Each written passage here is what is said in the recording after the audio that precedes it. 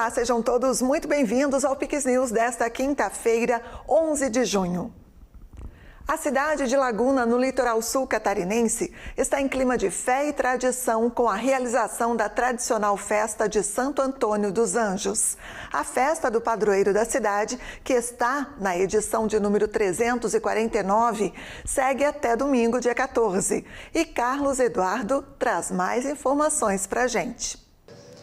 A festa de Santo Antônio dos Anjos é uma das mais tradicionais manifestações religiosas e culturais de Santa Catarina.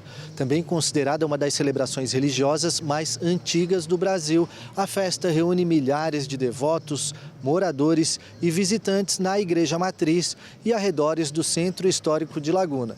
A programação deste ano inclui diariamente, às 7h30 da noite, a trezena, com temas, orações e oradores especiais, shows e apresentações artísticas, tanto no palco principal quanto no palco interno, e atrações gastronômicas com cardápio bem variado. E um dos momentos mais aguardados é a tradicional Noite dos Namorados, na virada do dia 12 para o dia 13 de junho, quando fiéis se reúnem para fazer pedidos a Santo Antônio, conhecido como o Santo Casamenteiro. O ápice da festa acontece no dia 13, data dedicada ao padroeiro da cidade, reunindo devotos e visitantes em celebrações de fé e tradição. Eram essas as informações. Volto no estúdio. Obrigada, Eduardo. E agora você confere conosco o que foi destaque no dia de hoje no portal de notícias da Pix TV. A Assembleia Legislativa de Santa Catarina aprovou um projeto que aumenta as punições para casos de maus tratos contra animais. Conhecida como Lei Orelha, a proposta prevê multas mais severas para quem cometer esse tipo de crime. Pelas novas regras, as penalidades poderão ser dobradas quando houver lesão grave e triplicadas nos casos que resultarem na morte do animal. O nome da proposta homenageia o cão comunitário Orelha, que ficou conhecido após um caso de violência registrado na Praia Brava, em Florianópolis. A Polícia Civil inaugurou uma nova Sala Lilás em Paulo Lopes, na Grande Florianópolis. O espaço foi criado para oferecer atendimento especializado e acolhimento a mulheres e crianças vítimas de violência doméstica e familiar. A estrutura conta com um ambiente reservado para os atendimentos e também uma brinquedoteca destinada aos filhos que acompanham as vítimas durante os procedimentos. Com a nova unidade, Santa Catarina passa a contar com 48 salas lilás espalhadas pelo estado. Uma mega operação policial realizada nesta quinta-feira teve desdobramentos em Santa Catarina. A ação investiga uma organização suspeita de movimentar mais de 21 milhões de reais em recursos ligados ao narcotráfico. Mandados de prisão e de busca e apreensão foram cumpridos em cidades como Florianópolis, São José, Palhoça, Criciúma e Balneário Rincão. Segundo as investigações, o grupo utilizava empresas e movimentações financeiras para tentar ocultar a origem do dinheiro. A operação teve início após uma grande apreensão de drogas no Rio Grande do Sul. A cobertura completa de todas essas notícias estão disponíveis no portal de notícias pixtv.com.br. E agora alguns destaques internacionais. Na última parte da visita à Espanha, o Papa Leão XIV fez um apelo em defesa dos imigrantes. O pontífice condenou a falta de sensibilidade diante do sofrimento vivido por aqueles que enfrentam exploração e também arriscam a vida na travessia pelo mar em busca de um futuro melhor na Europa. O Papa Leão XIV denunciou nesta quinta-feira a indiferença com os imigrantes que são explorados ou morrem no mar tentando chegar à Europa, em uma comovente homenagem no porto de Arguineguín, nas Ilhas Canárias, um símbolo da crise migratória. Na etapa final e politicamente significativa de sua visita à Espanha, o pontífice lançou um buquê de flores ao mar em memória dos milhares que morreram na perigosa rota atlântica para as Canárias, um arquipélago espanhol localizado na costa noroeste da África. Basta gestionar chegadas, distribuir... Não basta gerir as chegadas, divulgar estatísticas, reforçar as fronteiras ou lamentar mortes depois de terem ocorrido. Cada barco que chega traz consigo uma pergunta, juntamente com os migrantes. Que tipo de mundo construímos se tantos irmãos e irmãs se arriscam a morrer para buscar a vida? Se tantos hermanos têm que arriscar a morte para buscar vida.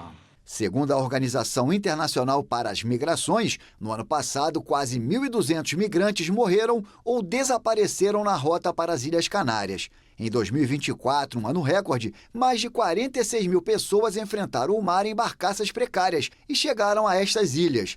Desde então, as chegadas diminuíram, 17.788 em 2025, em grande parte devido à cooperação de Espanha e da União Europeia com os países de onde partem os migrantes.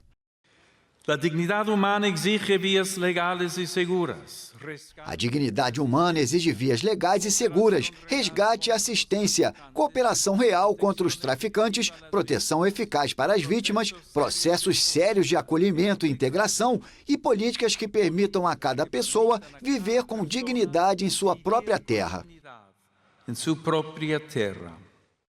Esta quinta-feira é o penúltimo dia da viagem do Papa à Espanha, uma visita que desde sábado levou a Madrid, Barcelona e Gran Canária. Termina na sexta em outra ilha do arquipélago, Tenerife, onde o líder espiritual de 1 bilhão e 400 milhões de católicos em todo o mundo também vai visitar um centro de imigrantes. Cientistas alertaram para um recorde de calor nos próximos anos e temem que cortes nos orçamentos prejudiquem vários sistemas cruciais de monitoramento do clima.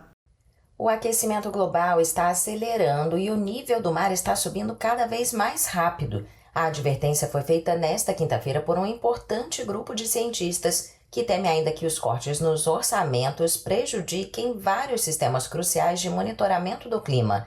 A quarta edição de um estudo de referência publicado anualmente aponta que, sem uma redução no ritmo de emissões de gases de efeito estufa, o limite de aquecimento de 1,5 graus será alcançado por volta de 2030. Mais de 70 cientistas de 17 países, vários deles autores do IPCC, o painel intergovernamental sobre mudanças climáticas designado pela ONU, atualizaram 12 indicadores-chave do aquecimento global e indicaram que os sistemas de observação estão fragilizados ou ameaçados por decisões geopolíticas ou relacionadas ao financiamento público. Em 2025, o aquecimento global atingiu 1,39 graus Celsius em relação ao período pré-industrial, dos quais 1,37 graus são atribuíveis às atividades humanas.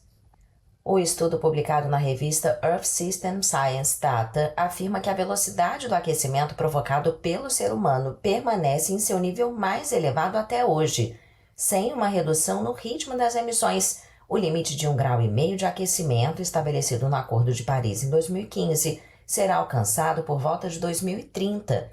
Ao mesmo tempo, o nível do mar subiu 23 centímetros entre 1901 e 2025, segundo as medições mais recentes. O estudo é baseado em quase 40 conjuntos de dados precedentes de satélites e de uma vasta gama de instrumentos terrestres, marítimos e aéreos. Mas, devido aos cortes orçamentários, vários programas de satélites e de observação da Terra estão em perigo, especialmente nos Estados Unidos. Uma área do Pentágono foi isolada nesta quinta-feira após um problema relacionado à qualidade do ar.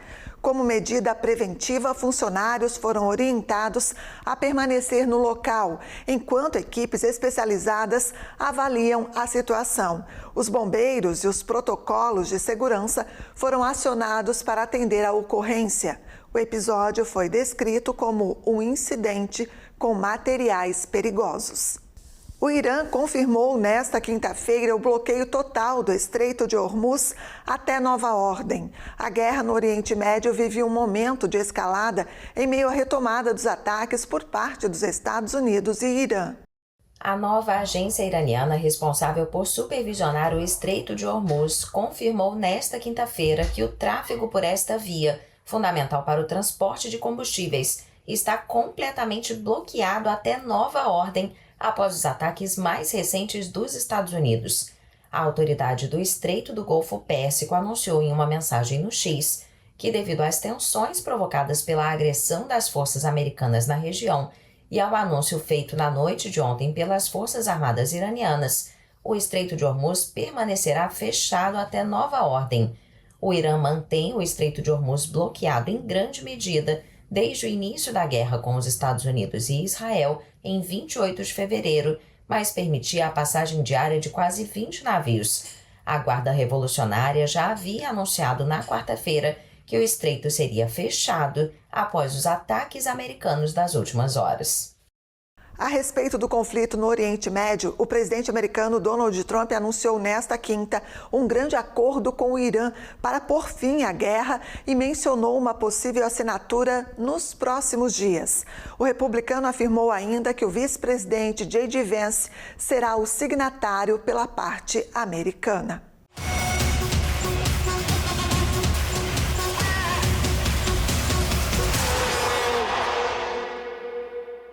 Apaixonados por futebol de todo o mundo pararam para acompanhar o início da Copa do Mundo de 2026.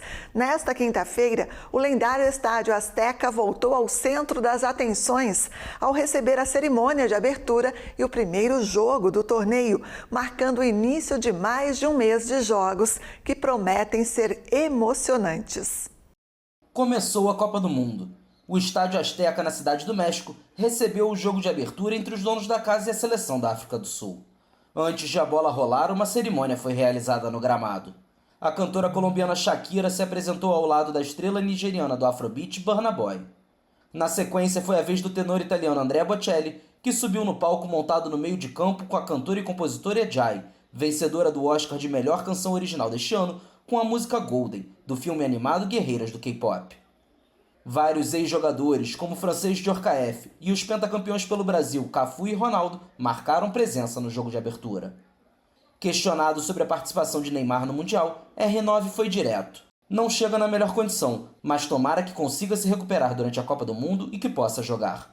O presidente da FIFA, Gianni Infantino, também falou com a imprensa. Uma ocasião histórica em um estádio icônico. Pela primeira vez, a terceira Copa do Mundo, que se disputa no mesmo estádio, está espetacular. Um estádio que é abençoado pelos deuses do futebol. Além de México e África do Sul, Coreia do Sul e República Tcheca também estão no Grupo A. Tchecos e sul-coreanos se enfrentam ainda nesta quinta-feira, a partir das 23 horas, horário de Brasília.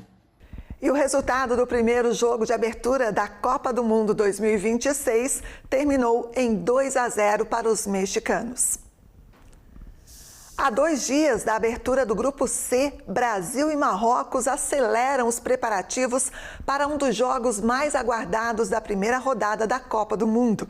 Enquanto os marroquinos precisaram fazer mudanças de última hora no elenco por causa de lesões, a seleção brasileira segue ajustando a equipe e alimentando a expectativa sobre a presença de Neymar entre os titulares. O treinador do Marrocos, Mohamed Ouaib, teve que fazer 2 alterações na lista de convocados para a Copa do Mundo. Nesta quinta-feira, 2 dias antes da estreia contra o Brasil, 2 atletas tiveram que ser cortados e substitutos foram anunciados. Abdi Ezauluzili, do Betis, sofreu uma entorse no joelho direito no amistoso contra a Noruega no domingo. O atacante foi fundamental na última temporada do clube espanhol, que terminou na 5ª posição, se classificando para a Liga dos Campeões. No lugar dele foi chamado o também atacante Amine Sbai, do Angers. Já o zagueiro Naïef Aguerd, do Olympique de Marseille, afastado dos gramados desde março, após passar por uma cirurgia para tratar uma pubalgia, foi substituído por Marwan Sadani, do Al Fateh, da Arábia Saudita. Pelo lado brasileiro, a quinta-feira foi de mais treinamentos no Columbia Park, em Nova Jersey. De acordo com a imprensa especializada, Neymar ficou de fora das atividades mais uma vez. Tudo indica que o treinador Carlo Ancelotti vai escalar 8 remanescentes da Copa de 2022 como titulares na estreia contra a seleção marroquina. Alisson, Danilo, Marquinhos, Alexandro, Casemiro, Lucas Paquetá, Rafinha e Vinícius Júnior. As únicas mudanças no time de 4 anos atrás seriam Gabriel Magalhães na vaga de Thiago Silva, Matheus Cunha no lugar de Richarlison e Bruno Guimarães substituindo Neymar. Brasil e Marrocos se enfrentam no sábado às 19 horas, horário de Brasília, pela abertura do Grupo C.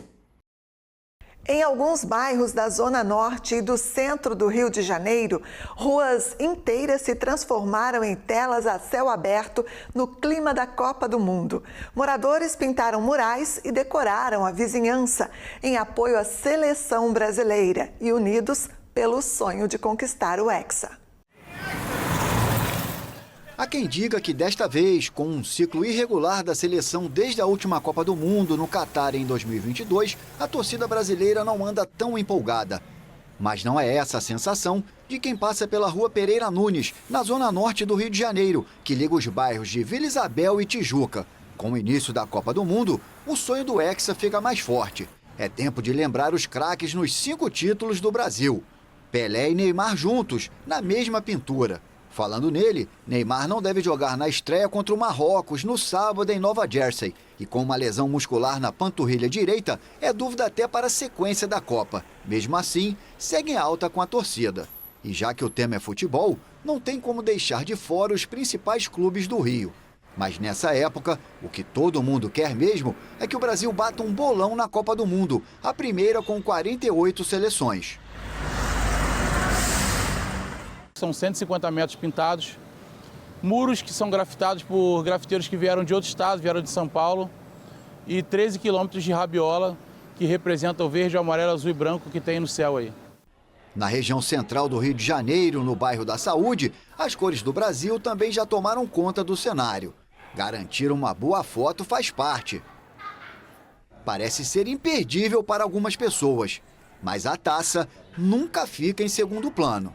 A pintura da escada sempre foi inspirada para a Copa do Mundo, né? E a cada 4 anos faz essa repintura.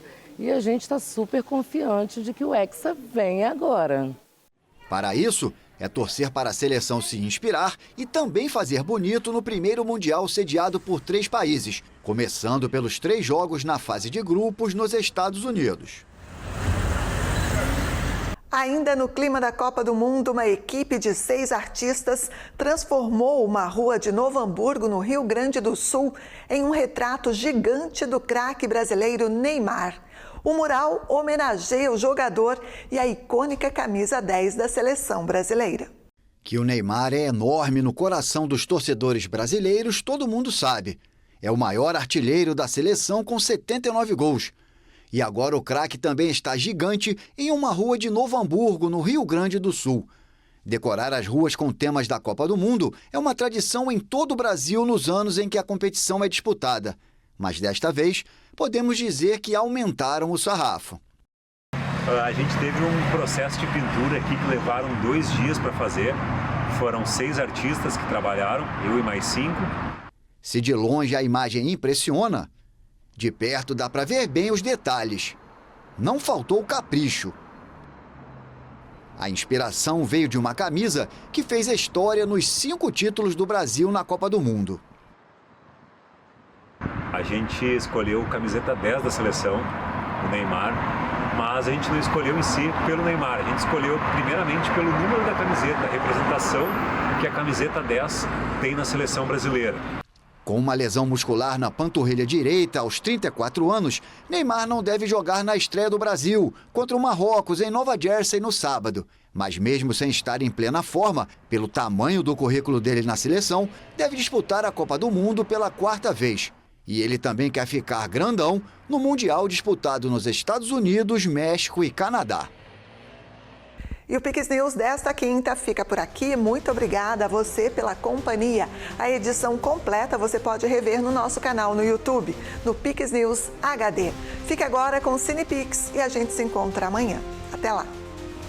Pix TV, conectando você ao melhor conteúdo todo dia.